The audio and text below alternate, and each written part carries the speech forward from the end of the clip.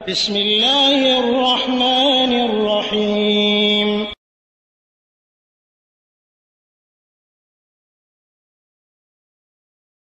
আসসালামু আলাইকুম রহমতুল্লাহি বারাকাতুহ। একদিনই ভাই প্রশ্ন করেছেন যে আহ, সৌদি বাসিন্দা বা সৌদি আরব বা আরবের লোকদের সম্পর্কে রাসূল সাল্লাল্লাহু আলাইহি ওয়াসাল্লাম কোনো খারাপ মন্তব্য করতে নিষেধ করেছেন, এ মর্মে কোনো হাদিস আছে কিনা? জি না ভাই, সম্মানিত দিনী ভাই, এ মর্মে কোনো হাদিস আছে এটা আমার জানা নেই। এগুলো কথা হাদিস, কোরআন হাদিসে আছে এটা আমার জানা নেই। আর এর ধরনের হাদিস থাকার কথাও না। কারণ আরবে জন্মগ্রহণ করেছে তাই জন্য যে সে সবাই ভালো বা সবাই জান্নাতি, এমন কোনো হাদিস রাসূল সাল্লাল্লাহু আলাইহি সাল্লাম বলে যাননি যে মক্কা মদিনায় বা সৌদি আরবে বা আরব কান্ট্রিগুলোতে আরবে কারো জন্ম হলে সে জান্নাতি বা সে সবাই ভালো, এমন কথা রাসূল সাল্লাল্লাহু আলাইহি সাল্লাম বলে যাননি। মানুষ কে ভালো কে মন্দ তার আমলের উপরে নির্ভর হবে।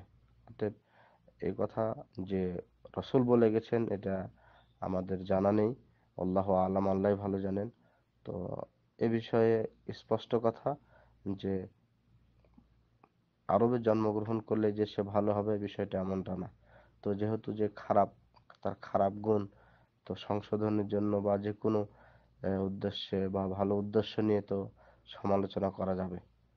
তো আশা করি উত্তর পেয়েছেন। ফাজাজাকুমুল্লাহু খায়ের। আসসালামু আলাইকুম রহমতুল্লাহ। একদিনই ভাই, দিনী বোন প্রশ্ন করেছেন যে দাঁতে ক্যাপ লাগালে অজু হবে কিনা। সম্মানিতা দিনী বোন, জি ইনশাল্লাহ, আপনি দাঁতে ক্যাপ লাগানো বলতে যে বিষয়টা বোঝাচ্ছেন, ইনশাল্লাহ উজুতে কোনো সমস্যা নেই। ইনশাল্লাহ উজু হয়ে যাবে। এই ক্ষেত্রে আলেম ওলামাগণের শেখ সালেহ আল ওসাইমিন রাহিমাহুল্লাহর ফতোয়া যে না, এখানে উজু হয়ে যাবে, কোনো সমস্যা নেই। আর এটা আপনি করেছেন অসুস্থতার কারণে, সমস্যার কারণে। আর দাঁতে ক্যাপ লাগালে উজু হবে না এমন কোনো বিধান আহ, পাওয়া যায় না। তো যা হোক, ইনশাআল্লাহ আপনার উজু হয়ে যাবে। আশা করি উত্তর পেয়েছেন। ফাজাজাকুমুল্লাহু খাইর। আসসালামু আলাইকুম রহমতুল্লাহ। একদিনই ভাই প্রশ্ন করেছেন যে কুরবানির গোশত আমরা কিভাবে খাবো আর কিভাবে বন্টন করব আর কি করব, এই বিষয়ে তিনি জানতে চেয়েছেন। সম্মানিত দিনী ভাই, হাদিসে এসেছে কুলু ওয়াদ্দা খেরু, হাদিসে এসেছে রাসূল সাল্লাল্লাহু আলাইহি ওয়াসাল্লাম বলেছে তোমরা খাও এবং জমা করো। এবং আরেক হাদিসে রয়েছে যে তোমরা কুরবানির মাংস নিজে খাও, আত্মীয় স্বজনকে দাও এবং ফকির মিসকিনকে দাও। এখানে আপনি তিনটা খাতের কথা বলা হয়েছে, অর্থাৎ প্রথমে নিজে খাবেন, আত্মীয় স্বজনকে দিবেন এবং ফকির মিসকিনকে দিবেন। তো এখন আপনার যদি হতে পারে আত্মীয় স্বজন কুরবানি দিয়েছে, তো দিলে সমস্যা নাই। আত্মীয় স্বজনের যেটা হক আপনি সেটা তাদের কাছে পৌঁছাবেন যতদূর সম্ভব। আর ফকির মিসকিনের হক যেটা সেটা তো দিবেনই, সেটা নিয়ে তো কোনো কথা নেই। তো আত্মীয় স্বজন কুরবানি দিলে তাকে দিতে হবে না এমনটা না বিষয়টা। আত্মীয় স্বজনও কুরবানি দিয়েছে, আপনি তাকে দিবেন।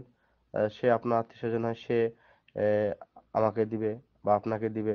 এর মাধ্যমে কি পারস্পরিক মহাব্বত, দ্বীনি ভালোবাসা, আন্তরিকতা বৃদ্ধি পায়। আত্মীয়তার সম্পর্ক এর মাধ্যমে গাঢ় হয়, মানুষের পারস্পরিক ভালোবাসা বৃদ্ধি পায়। অতএব আত্মীয় স্বজনকে দিবেন, সে কুরবানি দেখ অথবা না দেখ, এটা কোনো বিষয় না। কুরবানি দেওয়া না দেওয়াটা, আহ, সে কুরবানি দিলেও আপনি তাকে দিবেন, না দিলেও দিবেন, এটা তার হক। আর ফকির মিসকিনের যেটা হক তাদেরকে দিবেন। তো কতটুক পরিমাণ দিবেন সেটা আপনারও উপরে নির্ভর করবে, আপনার আহ, বিবেচনার উপরে। কারণ আপনার সামর্থ্য আছে, আপনি হয়তো বা 20 কিলো গোস্ত পেয়েছেন, অথবা আপনার পরিবারের সদস্য সংখ্যায় দেখা যাচ্ছে 10 জন, তাহলে আপনি সেভাবে দিবেন। অথবা আপনার পরিবারের সদস্য সংখ্যা 2 জন 3 জন, তাহলে আপনি একটু বেশি করে দিবেন। মানে বিষয়গুলো নিজের উপরে, কিন্তু এটার পরিমাণ না কি যে পুরো সম্পূর্ণটা আহ, আপনি রেখে দিলেন অথবা সম্পূর্ণটা দিয়ে দিলেন, এটা আপনার উপরে নির্ভর। তবে হাদিসে তিনটা খাতের কথা বলা হয়েছে, নিজে খাবেন, আত্মীয় স্বজনকে দিবেন আর ফকির মিসকিনকে দিবেন। এখন সেটা আপনার ইনসাফের উপরে, আপনি এটা করবেন।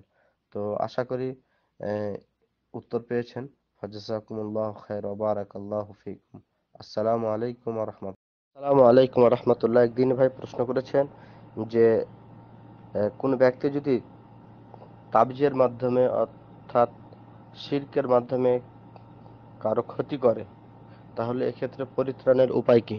সম্মানিত দিনী ভাই, যে রাসূল সাল্লাল্লাহু আলাইহি সাল্লামকেও কিন্তু কাফেরেরা কি করেছিল? জাদু করেছিল বা বান মেরেছিল। তো রাসূল সাল্লাল্লাহু আলাইহি সাল্লামকে এই জাদু বান থেকে বা এই ক্ষতির থেকে পরিত্রাণের জন্য হাদিসে নাস ফালাক পড়ার কি রয়েছে, বিধান রয়েছে। তো আপনি এক্ষেত্রে নাস ফালাক পড়বেন, পড়ে আল্লাহ রাব্বুল আলামিনের কাছে দোয়া করবেন।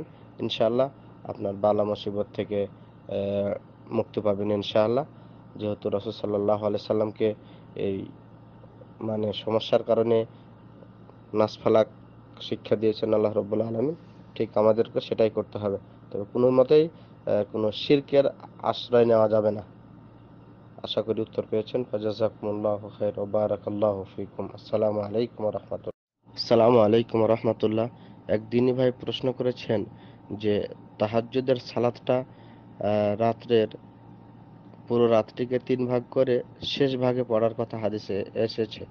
আর এ সময় তো আল্লাহ রাব্বুল আলামিন সামাউদ দুনিয়াতে কি হন? অবতীর্ণ হন। তো সম্মানিত দিনী ভাই, তিনি জানতে চেয়েছেন যে আমরা এটা কিভাবে নির্ণয় করব। তো সম্মানিত দিনী ভাই, যে এটা নির্ণয় করতে হবে আপনাকে মাগরিব থেকে নিয়ে ফজর, মাগরিব থেকে নিয়ে ফজর এই সময়টুকুকে আপনাকে ৩ ভাগ করতে হবে। করে শেষের অংশটুকু হচ্ছে তাহাজ্জুদের উত্তম সময়, বা হাদিসে যে সময় তাহাজ্জুদ পড়তে বলা হয়েছে সেটা হচ্ছে এই সময়। ধরেন যে সূর্য ডুবছে ৬টায়, মাগরিব হচ্ছে ৬টায়, আর ফজর হচ্ছে ৩টায়। তাহলে আপনাকে প্রথম অংশ হচ্ছে ৬টার থেকে নিয়ে ৯টা, দ্বিতীয় অংশ হচ্ছে ৯টার থেকে নিয়ে ১২টা, আর তৃতীয় অংশ হচ্ছে ১২টার থেকে নিয়ে ৩টে। যদি এটা এভাবে, অর্থাৎ শেষের অংশটুকু, অর্থাৎ মাগরিব থেকে নিয়ে সূর্য মানে ফজর শুরু হওয়ার সময়টুকু, মাগরিব থেকে নিয়ে ফজর এই সময়টুকু ৩ ভাগ করতে হবে, করে শেষের অংশটা হচ্ছে তাহাজ্জুদের উত্তম সময়। তো আশা করি উত্তর পেয়েছেন। জাযাকুমুল্লাহু খাইরান ওয়া বারাকাল্লাহু ফিকুম। আসসালামু আলাইকুম ওয়া রাহমাতুল্লাহ। আসসালামু আলাইকুম ওয়া রাহমাতুল্লাহ। এক দিনী ভাই প্রশ্ন করেছেন যে একটি মেয়ে একটি ছেলেকে ভালোবাসে বা পছন্দ করে, আর ছেলে মেয়েকে পছন্দ করে না। তো সেক্ষেত্রে মেয়েটা যদি আত্মহত্যা করে তাহলে ছেলের কোনো ক্ষতি হবে কিনা?